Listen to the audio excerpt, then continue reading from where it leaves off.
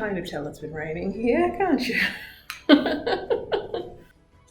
Alright, I've still got needles in my dress.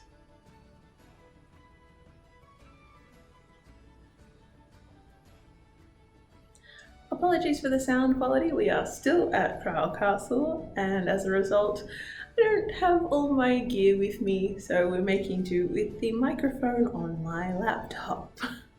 Today's episode of Random Things that I'm putting on my channel is a request, actually. This particular episode was requested by one of our regular viewers and Instagram followers, The Spice Alchemist, and they have asked me a very interesting question that I thought all of you would like to know about. As some of you will have no doubt noticed, I have objectively long hair. And one of the questions that I frequently get asked at events where my hair is down and visible is, how do I manage it? Well, at reenactment events, I frequently get asked lots of repetitive questions about my hair when it's visible. And so sometimes I just don't want to have to deal with that. I would rather focus on the display that I'm putting on, and so I hide my hair. One of the ways I do that is with a scarf. But that doesn't necessarily cover up the entirety of the length of my hair. So if I turn my back to the audience, they'll still see it and they'll still ask the questions. So instead, sometimes I wrap my hair up almost turban-like.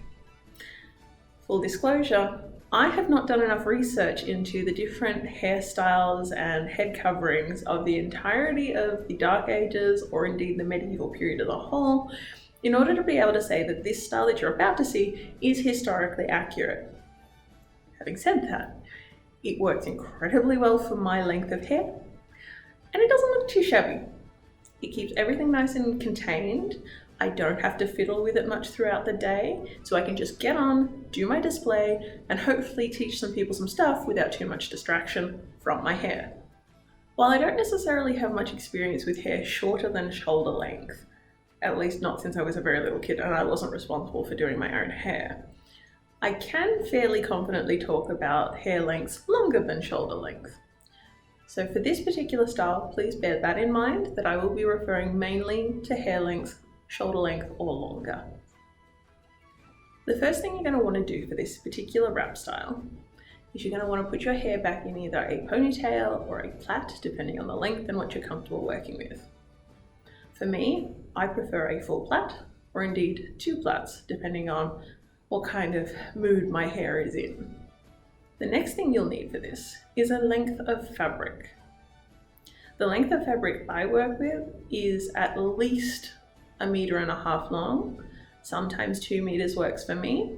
It'll just depend on how tightly you want to wrap it around your head, and also how many times you want to wrap it. For me, 2 wraps is enough, and I wrap it fairly tightly. Better. Not great, but better.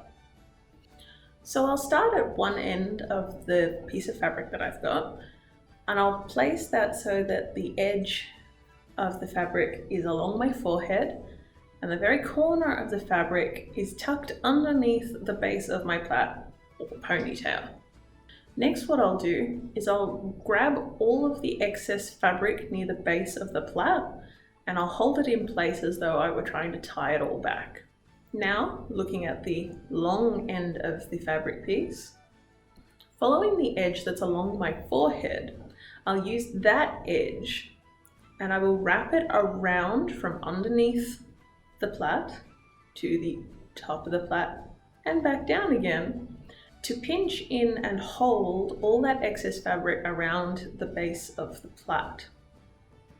This bit tends to need to be wrapped fairly tightly so that everything stays in place for the remainder of what I'm about to show you.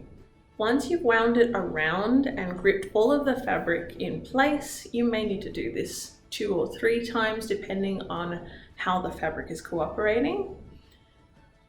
I then begin to wrap that tail of fabric around the rest of the plait.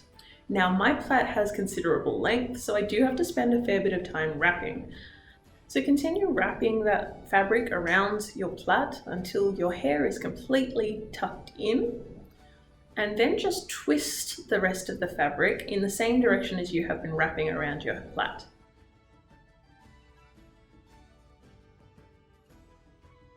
Once you finish twisting to the end of that fabric, keep twisting a little more. It still needs it, trust me. The next step is to wrap. So what you're going to need to do is you're going to need to lay the twisted braid with the fabric around it across the top of your head. This is a little easier to watch than it is to describe. It'll take a little bit for you to figure out exactly where is comfortable for you to lay your plait. For me, it's roughly 1 inch back from where my hairline starts, but for other people it may be further back or further forward. Bear in mind that not every single time you do this is it going to lay perfectly the way you want it to. It doesn't necessarily matter as long as it's practical. So once you've found where you need to lay it across the top of your head, continue wrapping to the base of that plait again. I find it easiest to wrap below the plait base, that is along the neck, and to continue wrapping from there. It gives the wrap an anchor point so it won't be prone to sliding up the back of your head. From there, just continue wrapping that tail of fabric around your head. I lay mine in front of the thicker piece that has the plait in it, and then tuck it in at the back.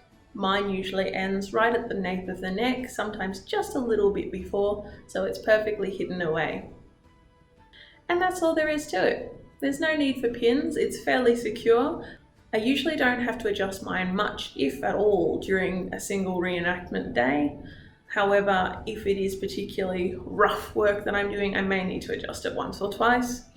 But wait, we're not done yet. There is actually a second way to wrap, doing this same thing.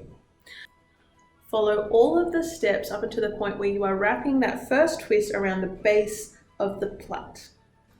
From there, we're just tweaking it a little bit.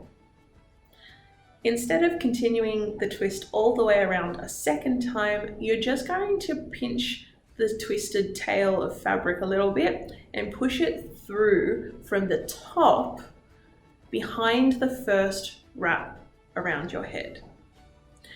I leave a little bit of the tail out just so that there's a bit of something going on the side, but you don't have to do that. You can just tuck it in so that it's discreet.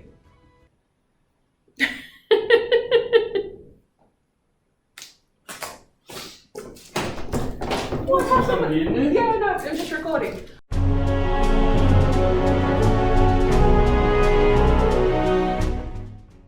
So I just got thoroughly interrupted by Sir Gregory Nash, one of the jousters here. He's a lovely, lovely gentleman. So I actually don't know where I'm up to. I think I'm towards the end of the video, so I'm going to wrap it up and say this is a really easy, though not necessarily documentable, hair maintenance and management system. This wrap is really easy to do first thing in the morning. You don't really have to brush your hair to get it done, which when I'm feeling really lazy on the 4th day of an event is really fantastic. So yeah, if you've got any questions, leave them in the comments below. I'll try to leave some information there as well, if and as I find research on it. Please don't be afraid to ask for certain tutorials in the comments down below. I will happily add that to my to-do list and I will get videos out to you guys as soon as humanly possible. Bye for now.